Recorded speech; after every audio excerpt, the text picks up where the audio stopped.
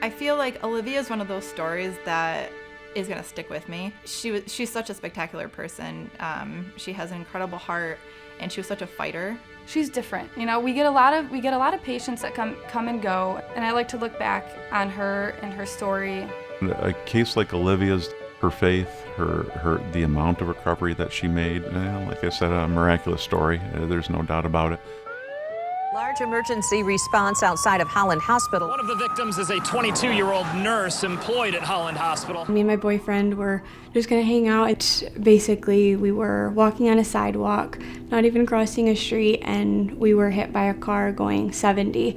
Biggest thing with Olivia, I can't remember the number of fractures that she had in her body, but it was extensive, basically from her face and her mandible all the way down to her both fibs were broken. It can be tough to see. It can be hard because, you know, that's a fellow nurse, and then to see her there with broken bones and incisions and her jaw wired shut, it pushed me to try and be a better nurse for her so that she could get up on her feet again and go back to being a nurse and doing what she loves. There was so many different injuries with Olivia that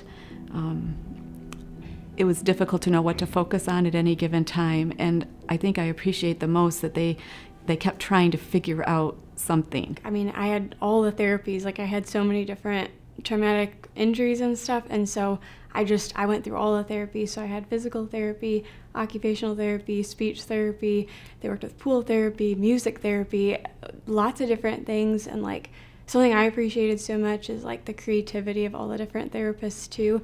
All right, Surya. Come set your rule and reign. I think my first time that I met Peter and had him come in, he had handed me a ukulele because he'd heard that I played the ukulele.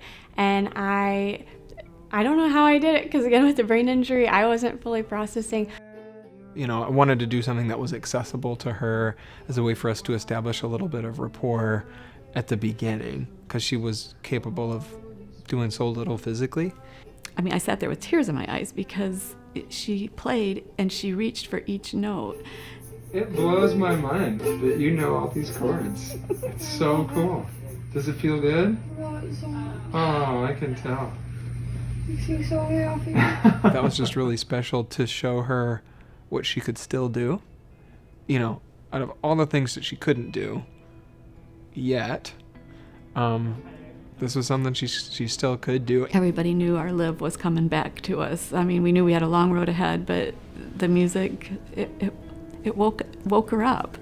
When I read Olivia's history going in, I'm like, okay, this is one motivated young lady that if she's 21 years old and is already a practicing RN. And one of the things that I remember is that we were allowed to get her up right away. We were allowed weight bearing was tolerated right from day one with Olivia, and she was only, I think when we saw her, she was about a week and a half post her accident. So it was kind of amazing that we were allowed to get her on her feet. To watch the team come together and figure out what's going to work, what will work, and I never sensed they were discouraged.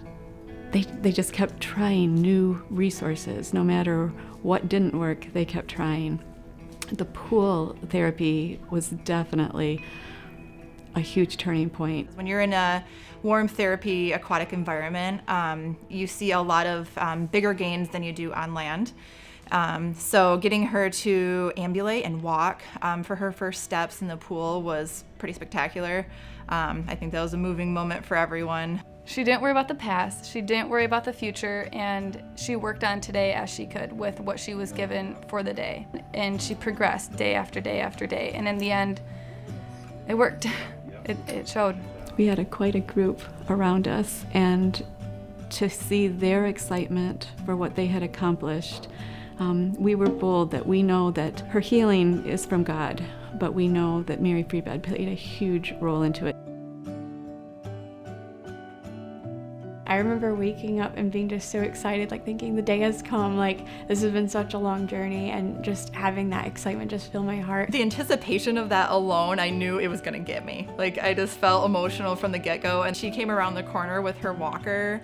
Everyone just was losing it. I mean, I for sure was crying. Going out with the walker, just surrounded by so much encouragement and support. I just remember like tears coming to my eyes and just being like, These therapists, these nurses, these doctors, these techs, they've all become like my family, especially with COVID restrictions and everything. Like, I didn't get to see my family, my immediate friends. All of a sudden, throughout that time, the staff at Mary Free Bed truly became a family to me, and seeing them all individually wishing me farewell and coming out, like, it was such an encouragement to me, and I just remember being flooded with so many emotions. I remember tears, and I remember therapists and techs and nurses hugging us goodbye. It was, Liv even said as we drove off, this is family now.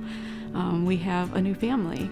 I basically was to a point where there was no hope, and yet I was able to cling on to hope, cling on to trust, and God was able to do a miracle.